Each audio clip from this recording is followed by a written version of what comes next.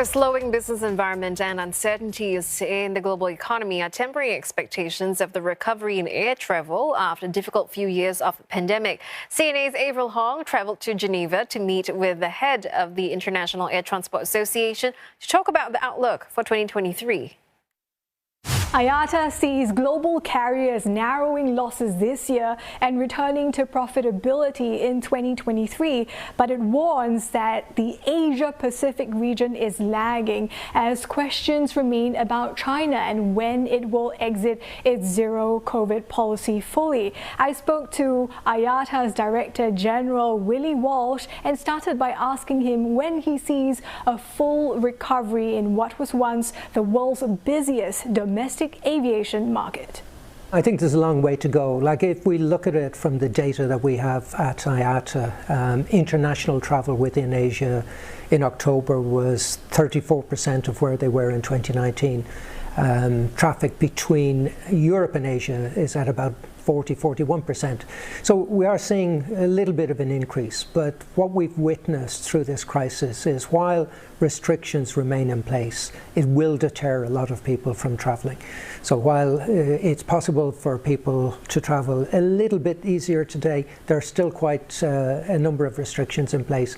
And until those restrictions are removed, we don't see any prospect of getting back to 2019 levels of traffic. So time-wise, when do you think that will be? Well, I think your guess is as good as mine. You know, we have seen some positive signals coming out of China.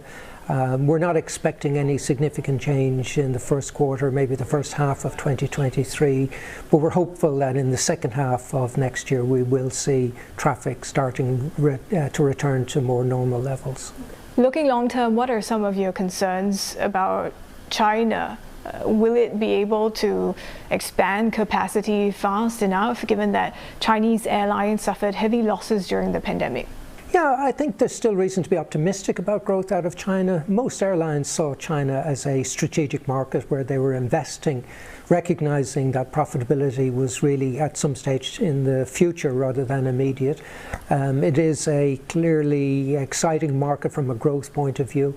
But I think carriers, particularly European carriers, will be a little bit more cautious about expanding into China, given the damage that has been done to balance sheets and therefore their ability to operate parts of the network that might be structurally unprofitable in the short term. But China will remain an important strategic market. You know, in 2019, the Chinese domestic market represented almost 10% of all commercial travel. So it's a very important market for the global industry, and we expect that to continue going forward. So which countries in the Asia-Pacific will lead growth in the interim? Well, I think there are a lot of opportunities, and we've certainly seen hubs like Singapore look to take advantage of the disruption in other parts of the market there. You look at the Hong Kong hub, severely restricted as a result of travel measures there, and Singapore has seen a strong recovery, and we expect that to continue. Now, China, a very important market for Singapore. From memory, I think Singapore Airlines operated to about 29 different destinations in China in 2019. So, you know, there's great interest in seeing China reopen from a Singapore point of view. But I think Singapore has clearly benefited most in the region from the recovery that we're witnessing. We're also heading into a more uncertain business and consumer climate next year. Do you see that affecting demand at all? We're not seeing any evidence of that at the moment. There's clear evidence of strong demand for travel. Now, how much of that is just a pent-up demand? People couldn't travel during the 2 years of lockdown and want to travel now. It's difficult to judge that. I think we still believe that the outlook for 2023 will be positive. Global economic growth is certainly slowing down. We don't see a recession in 2023 at a global level. I think some countries clearly will experience a recession, but you know, the global industry, I think, has reason to be optimistic about the outcome for 2023. We're still in recovery mode. There's still a long way to go before we get back to the sort of levels of passenger traffic that we witnessed in 2019.